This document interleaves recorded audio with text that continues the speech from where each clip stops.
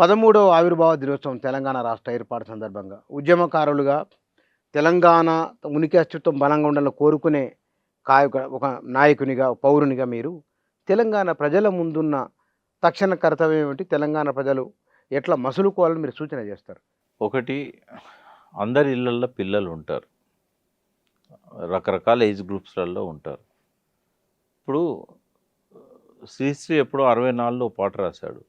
సాధించిన దానికి సంతృప్తిని పొంది అదే విజయం అనుకుంటే పొరపాటు అన్నాడు.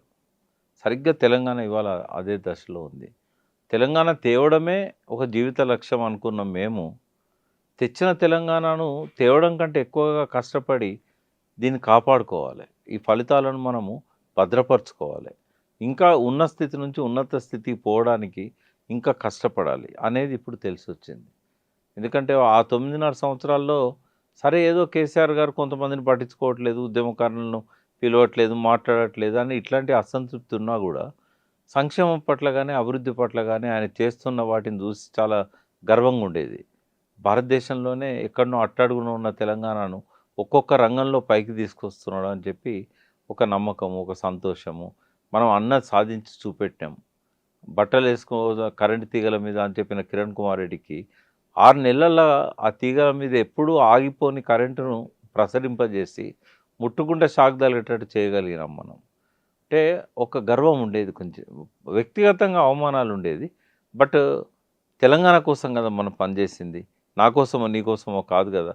నీకు అవమానం నాకు అవమానం జరిగినంత మాత్రాన మనం తెలంగాణ కోసం మనం ఆశించిన ఆ కళలు, ఆ స్వప్నాలన్నీ నిజమవుతున్నాయని చెప్పి ఒక గొప్ప సంతోషం ఉండేది. ఏదో ఒక పంచాంగ శ్రవణం చెప్పినప్పుడు లాభము నష్టము పర్సెంటేజ్లలో ఆదాయ వ్యయాలు పర్సెంటేజ్లు చెప్పినట్టు సరే ఒక 4-5% నష్టం మనకు అనిపించిన, సెల్ఫ్ రెస్పెక్ట్ ఎక్కడనో గాయపడుతున్నది, ఆత్మాభిమానం దెబ్బతింటుందని అనిపించినా కూడా ఇది నా ఆత్మే కదా, నేను తట్టుకుంటానులే, ప్రజల కోసం నన్ను నేను భరిస్తానులే అని చెప్పి, ఎవరు పర్ఫెక్ట్ ఉండరు ఈ ప్రపంచంలో అని చెప్పి కేసీఆర్ గారిని వేరే రకంగా చూడకుండా ఆయన చేసిన మంచి పనులనే చూసి అభిమానించినాం. ఇప్పటికే అభిమానిస్తాం, ఎప్పుడూ అభిమానిస్తాం. కేవలం తెలంగాణ తెచ్చినందుకే కాదు, తెచ్చిన తెలంగాణ నిలబెట్టినందుకు. కానీ ఇవాళ జనరేషన్ సోషల్ మీడియాలో ఇవాళ ఎవరైతే బాగా యాక్టివ్గా ఉన్నారో వాళ్ళకి ఏది మంచి ఏది చెడు అనే విచక్షణ తెలియట్లేదు. దాన్ని మనము వాళ్ళకు అర్థమయ్యేటట్టుగా, ఇప్పుడు ఒక్కోసారి నాకు అసలు ఆరోగ్యం సహకరించకున్నా కూడా ఏదైనా సందర్భం వచ్చినప్పుడు నేనే మీకు ఫోన్ చేస్తా, బుచ్చన దీని మీద మాట్లాడితే బాగుంటుంది, రాంగ్ పోతున్నది అని. అంటే ఎందుకు శక్తినంతా కూడగట్టుకొని మీ ముందుకు వచ్చి కూర్చుంటాము అని అంటే, ఈ తరానికి ఇది కరెక్ట్ కాదు, ఇది కరెక్ట్ అని చెప్పగలగాలి. వాళ్ళకు మాలాగా అనుభవం లేదు ఆలోచించడానికి. మరి ఇంత కష్టపడ్డ వాళ్ళం ఒకసారి అనిపిస్తుంది, తెలంగాణ కోసం 1200 మంది బలిదానాలు చేసుకున్నారు కదా, మనం బతికే ఉన్నాం కదా, వాళ్ళు ఏం ఆశించి చనిపోయినలు, వాళ్ళ ఆశలు నిలబెట్టడానికి మనం ఆఖరి శ్వాస దాకా ఊపిరి ఉన్నంత వరకు, గొంతులో మాట వచ్చినంత వరకు ఎందుకు చేయకూడదు అనిపిస్తుంది. ఇవాళ వాస్తవంగా నాకు అసలు ఒంట్లో శక్తి లేదు, చాలా నీరసంగా ఉన్నది. కానీ తప్పదు, ఆవిర్భావ దినం రాబోతున్నది, ఓ మెసేజ్ ఇవ్వాలి. ఆ దాడి జరుగుతుంది అస్తిత్వం మీద, ఈ దాడిని ప్రతిఘటించే విధంగా వాళ్ళకు ఒక సందేశాన్ని ఇవ్వాలి. వాళ్ళ లోపల కనీసం ఈ భావనను కలిగించాలి, అస్తిత్వాన్ని కాపాడుకోవాలి అన్నప్పుడు అది మా బాధ్యత. ఇవాళ ఎప్పుడూ లేనంత దాడి జరుగుతున్నది. సమైక్య రాష్ట్రంలో కూడా బహుశా ఇటువంటి మాటలు మనం వినలేదు. ఒక యనమల రామకృష్ణుడు ఎప్పుడో 30 ఏళ్ళ కింద మాట్లాడిండు, అదే విషయాన్ని కేసీఆర్ చెప్పినా, టీఆర్ఎస్ కార్యకర్తలు చెప్పినా, తెలంగాణ ఉద్యమకారులు చెప్పినా ఆ యనమల రామకృష్ణుడే కోటి చేస్తారు. కానీ ఇవాళ ఎక్కడో మన తెలంగాణలో మారుమూల పల్లెల్లో పుట్టిన ఒక దళిత బిడ్డ అన్యాయం ఇట్లా మాట్లాడడం అనేది ఎంత బాధ అనిపిస్తుంది. చాలా బాధాకరమైన. అందుకే ఇవాళ చీఫ్ జస్టిస్ ఒక తప్పు మాట మాట్లాడినందుకు ఎట్లయితే ఆగ్రహవేశాలు, నిరసనలు వ్యక్తమైనాయో అదే స్థాయిలో ఇక్కడ కూడా మనం ఎక్స్పెక్ట్ చేస్తాం. ఇవాళ కాకపోయినా రేపైనా ఇటువంటి వాళ్లకు ఇట్లా మాట్లాడినందుకు బుద్ధి చెప్పే ప్రజలు ఉంటారు డెఫినెట్గా. ఏంటంటే వాళ్ళ లోపల ఇప్పుడు లోపలనది ఆ అగ్నిపర్వతాలు లోపల బద్దలవుతున్నాయి, అది బయటికి రావాలి, ఏదో ఒక రూపంలో నిరసన తెలపాలి. సో ఇప్పుడు ఏంటంటే మన లక్ష్యాలను మీరు అన్నారు కాబట్టి మన ముందున్న కర్తవ్యాలు ఏంది, లక్ష్యం డెఫినెట్గా ప్రభుత్వం ముందు ఒక ఆల్టర్నేట్ మోడల్ అనేది పెట్టి ప్రజలను ఆర్గనైజ్ చేయాల్సిన అవసరం అయితే ఉన్నది. మేము ఆశించిన డెవలప్మెంట్ మోడల్ ఇది కాదు. కేవలం మీరు పెన్షన్లు ఇచ్చి, లేకుంటే చాలని ఆ రైతు బంధు, రైతు భరోసాలు ఇచ్చి మీరు ప్రజల నోళ్ళు మూయాలని చూస్తున్నారు. ఇది కాదసలు. మాకు ఇగో ఈ రంగాలల్లో ఇంకా మిగిలిపోయిన లక్ష్యాలు ఇవి ఉన్నాయి. అది కేసీఆర్ చేస్తాడా, ఇంకోరు చేస్తారా కాదు.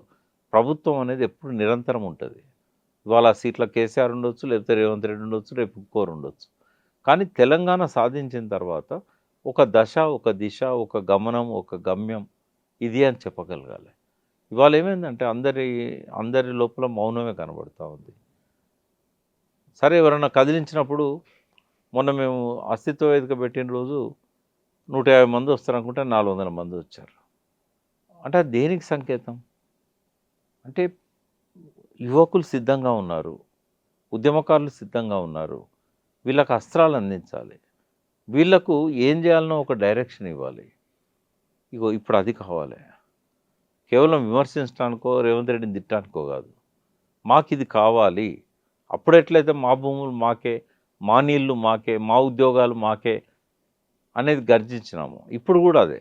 మాకు ఇది కావాలి, ఇది మాది, మేమెంతో మాకంత అని బీసీలల్లో ఒక చైతన్యం వస్తున్నది.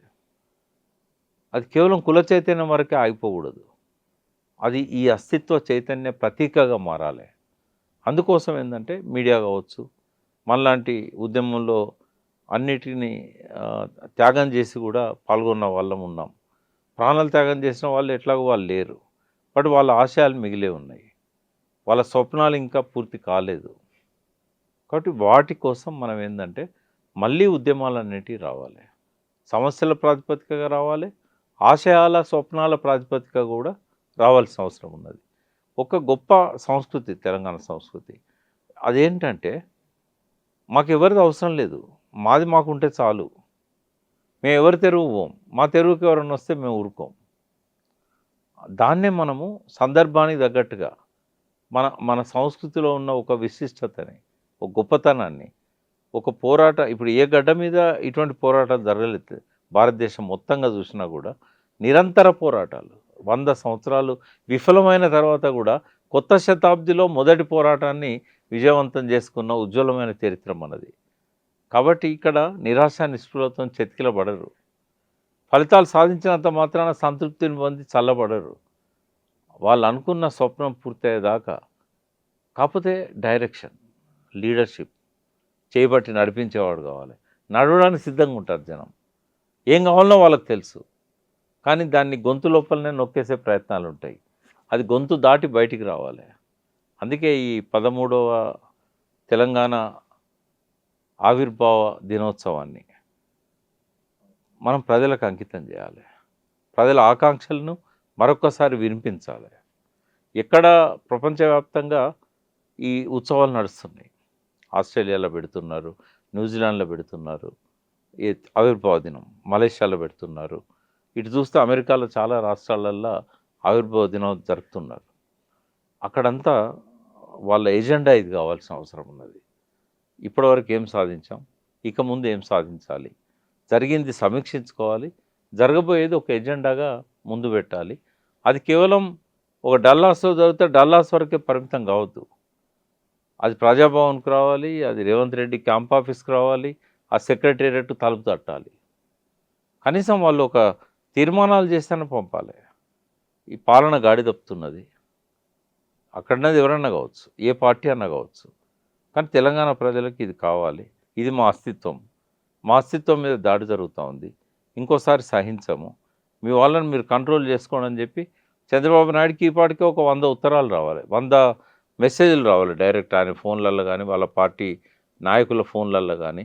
ఇటువంటిది ఇంకోసారి సహించం, మీరు ఖండించండి, అతనితో క్షమాపణలు చెప్పియండి అని చెప్పేసి. ఇప్పుడు మొన్న పార్లమెంట్లో కర్ణాటక ఎంపీ తెలంగాణను పాకిస్తాన్తో పోల్చినందుకు క్షమాపణలు చెప్పించారు కదా. మరి బక్కాన్ నరసింహతో చెప్పలేము మనం, చెప్పించాల్సిందే. మన శక్తి ఏమన్నా ఉడిగిపోయిందా? అదే కావాలి ఇవాళ. ఒక ఆల్టర్నేట్ మోడల్ తెలంగాణకు.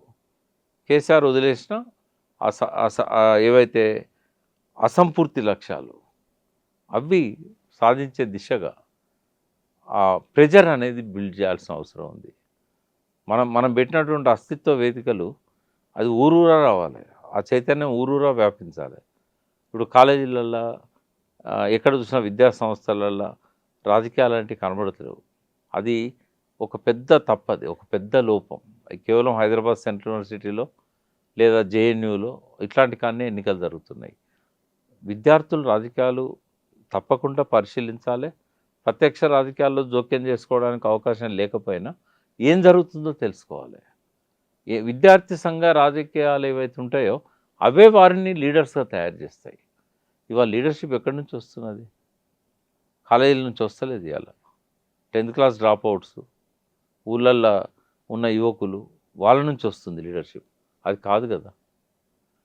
విద్యార్థులు నవసమాజ నిర్మాతలు రా అంటే నువ్వు విద్యార్థులను కోళ్ళ ఫారాలలో కేజెస్లలో కోళ్ళను పెట్టినట్టుగా పెడితే ఎక్కడి నుంచి తయారవుతారు నవసమాజ నిర్మాతలు?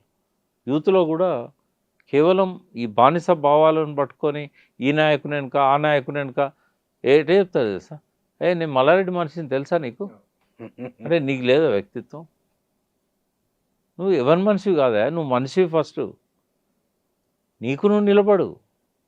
మల్లారెడ్డిని లీడర్ కావచ్చు, నువ్వు మల్లారెడ్డి మనిషివి కాదు.